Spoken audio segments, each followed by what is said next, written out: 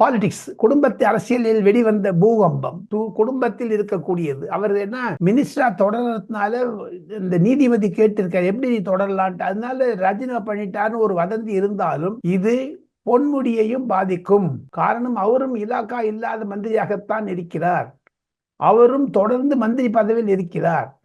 ஆக மு.க. ஸ்டாலின் முதலமைச்சர் செய்தது தவறோ சரியோ தெரியாது, பொதுமக்களிடையே அது தவறாகத்தான் படுகிறது யாழினி. காரணம்,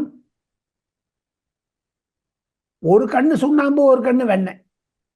இவங்க நம்ம செந்தில் பாலாஜி அவுத்து விட்டாங்க. காரணம் என்னன்னா, அவருடைய தம்பி கூடிய விரைவில் கைதானால் அவர் குடும்பத்தை தான் காண்பிப்பார்.